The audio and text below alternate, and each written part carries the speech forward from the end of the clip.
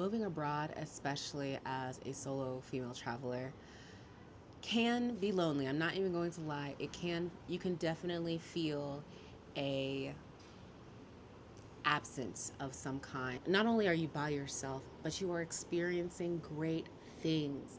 You are experiencing fun. You're experiencing a whole bunch of new, exciting experiences that there's a part of you that wants to be able to share that with someone or at least be witnessed in your enjoyment. Living abroad by yourself does not have to be lonely. There's one thing that I'll tell you that moving abroad does, especially as a single female traveler. It is one of the best ways for you to build a relationship with yourself. It is one of the best ways for you to shift from feeling alone to being in love with solitude. So, if you're currently abroad and you're wondering, how can I not feel so lonely? Or if you are about to move abroad or thinking about it and wanting to make sure, like, I don't want to feel this like emptiness, I don't want to feel like I don't have community, this video is for you. I'm going to go through ways that I personally have learned to embrace this alone time and really enjoy being with myself while living abroad.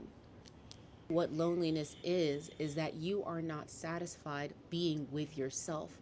This opportunity for you to experience this world and these new restaurants and this new culture, these new people, these are all opportunities for you to get to know who you are on a deeper level. I think of this time being alone and being abroad as a self-study period. You are studying who you are, what you like, what you don't like, what you enjoy. You're also stepping into what can you remember? What can you remember about what you enjoy doing, even especially as a child? Living abroad has brought me closer to my childhood joys that I forgot about, like having Pixar movie nights with yourself, or signing up for a cooking class and remembering that you actually like to use your hands making things. This is just a period of you learning how can you find joy being with you. Have a ritual for yourself. And a ritual just means something that you do either every day or just regularly for yourself that you just can indulge in. Just finding a place outside of your home that feels like you, a place that you can maybe get your favorite coffee or your favorite tea, or maybe it's a park that just has your favorite views, or maybe it is a restaurant that has your favorite food. Go onto Google Maps and just start saving places that seem interesting to you in your area and go. You want to find a place that kind of encompasses everything that makes you feel good. What makes you feel comfortable? Are the seats nice? How is the vibe of the cafe? Do they have good food? Do they have good drinks? Is it nice and cheap? What is the view like? Is there a good flow of people coming in so you can people watch?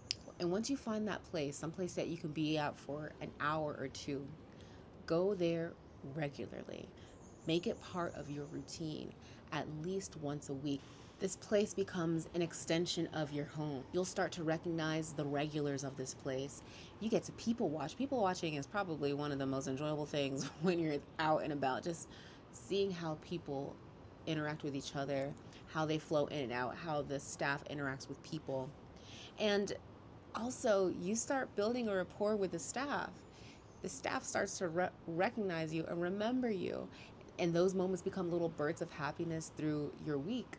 You start looking forward to going to this place. You start looking forward to seeing those people, and you build a sense of familiarity in your neighborhood, even if you can't speak their language. Be a tourist. Yes, you may be living abroad someplace, especially long term if you're like me. I've been here for a while. The novelty of the temples and the touristy things kind of wear off, like the I'm in Thailand, so you got the elephant sanctuaries, you could do hiking, there's a lot of things that you can do, but after about 3 months of living in a place, you're like, okay, like I kind of did all the things that excited me on the front end. But don't stop being a tourist in your area. You know how they have those group tours? Do one of those a month. I love doing those like half day or full day group tours that maybe takes you to another place of the city or outside of the city, or just doing something that you haven't done before. Because, one, when you're paired with a tour guide, you get to learn so much more about the history, about the land, than you would just talking to, you know, the cafe staff or friends that you meet. Group trips are great, but don't sleep on the going to those Instagram famous, those little pop-up shop type of things. Like, for example, here in Thailand, Michelin star anything is a hype. If they got a Michelin star in your neighborhood, which I'm pretty sure they do, it may not even be expensive some in places in Asia. Try it out.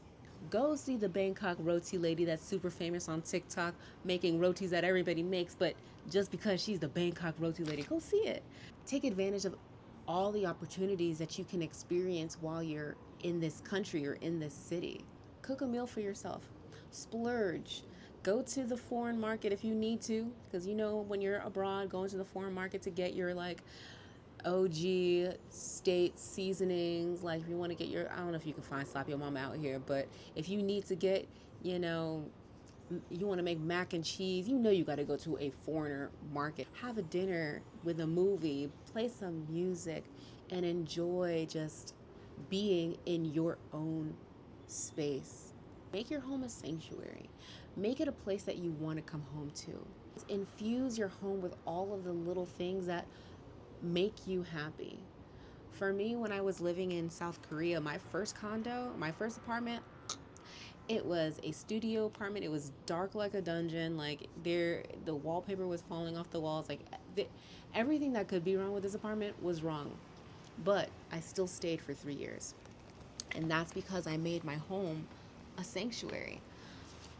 Every day after work, I would go to Daiso and look at the new decor that I can possibly add to my condo that makes me excited. Little corner of fake cherry blossoms, or I had came across like this random lantern that I just hung from my ceiling. I would have letters that my students would write me, and I would post them all on my wall, my front wall. So that's the first thing I saw when I walked into my room. I hung mosquito netting on one whole wall of my condo because I could not stand the ugly mustard yellow wall. These were my attempts of making my home a sanctuary. So when I walked in my home, I can relax. I felt good.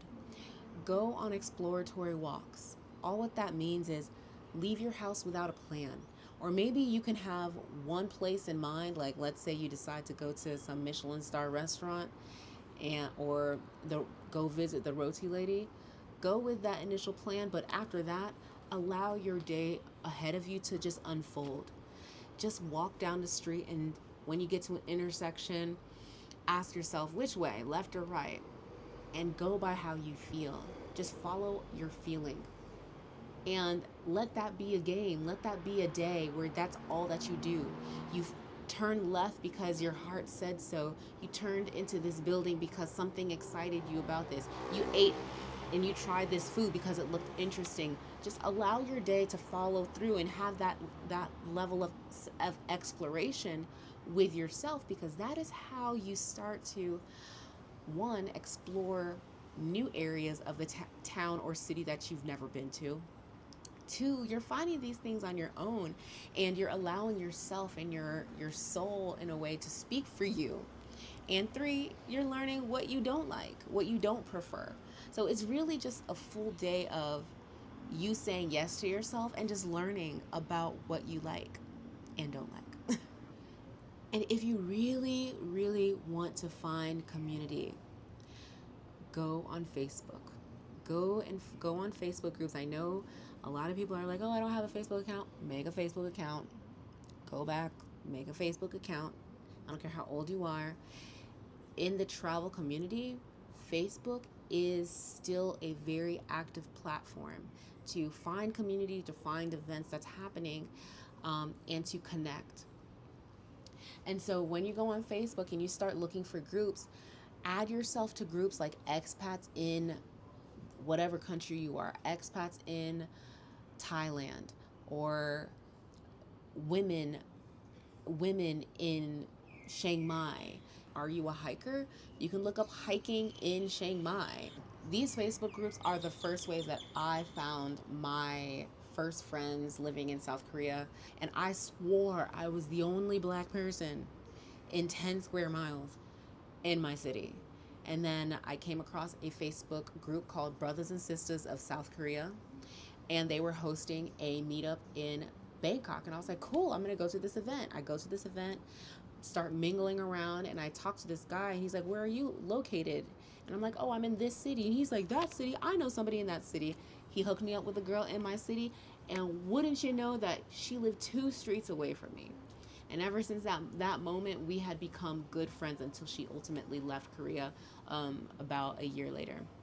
But this is how you can find your people, so it can help to balance the loneliness that you may feel every now and then. And that's how you can start going to events that communities are hosting, or if they're not hosting events, you yourself can be like, hey, I'm planning on going to this location tomorrow. Does anybody want to join? And you create a WhatsApp group for that thing, and now you've created an event where people can show up to. This is a great way to connect with like-minded people who enjoy things that you enjoy. This is also a great way to just meet people who are just similar to you in some kind of way. Just remember, you're just feeling the absence of having someone be able to witness you and for you to share these experiences with. But you're in a very prime position to get to know yourself and to enjoy these things with yourself first before bringing someone else in. So if you're currently living abroad or will be living abroad soon, which of these would you add to your routine? Thank you guys so much for watching. I will see you guys in my next video. Bye.